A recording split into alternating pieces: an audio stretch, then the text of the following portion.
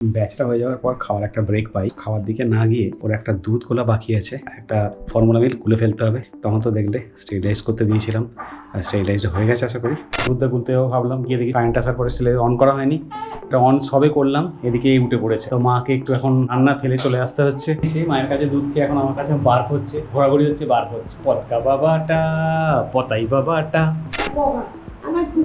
কে ঠাম্মার কাছে একটু দিয়ে আসতে হলো, কারণ দুধটা বানাতে হবে। এখন আশা করি স্টেরিলাইজ হয়ে গেছে, এখন গরম গরম দুধ হয়ে গেছে। ও ঠাকুমার কাছে ছিল কিন্তু শুয়ে পড়েছে, এখন দুধটা ঘুম এসে গেছে। একটুখানি শুধু ও ব্রেস্ট মিল্কে খেয়েছে, দুধ ঠান্ডা করছি। ঠাম্মার কোলে গেলে ঠাম্মার শরীরের জন্য এখন করতে পারে না, মা প্রচুর উইক হয়ে পড়েছে। ট্রিটমেন্ট হচ্ছে, এমআরআই করতে দিয়েছে, সামনের পক্ষে উঠেছে। আগের উইকে কলকাতা গেছি, পরের দিন যাওয়ার কথা ছিল জিনিস আনার জন্য, আমি আনতে যেতে পারিনি। এখনও এক সপ্তাহ ঘুরে গেল, এখনও যেতে পারিনি, জানি না আগামীকাল আমি যেতে পারবো কিনা। এবার কাজগুলো নিয়ে খুব সমস্যা হবে, কিন্তু যা সমস্যাই হোক বাচ্চাকে তো আমার ভালো করে বড় করতেই হবে, যে কোনো সমস্যার মোকাবিলা করতে হবে।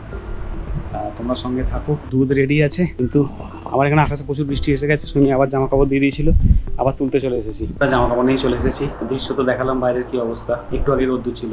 তো ভাগ্যক্রমে এখনো ঘুমাচ্ছে মায়ের কোলে, জানি না কতক্ষণ ঘুমাবে। আমরা চটপট ভাতটা খেয়ে নেবো ততক্ষণে। বন্ধুরা কি নাইন আমার শনিবার আমাকে কি দিয়েছে, ভাত আর শাক ভাজা, আর নিজে দেখো দুটো মাছ খাচ্ছে, ভাত দিয়েছে। মাছের খালি দুধের সঙ্গে এক বাটি মাংস বসিয়ে রেখেছে।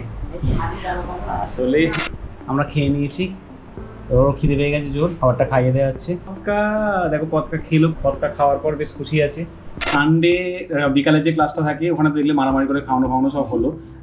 তারপর যে বিকালের ক্লাসটা থাকে, বিকালের ক্লাসটা শুরু হয়ে গেছে, সন্ধ্যের ক্লাস নেওয়া হয়ে গেছে। এবার দেখি আমার পটকা বাবা কি করছে।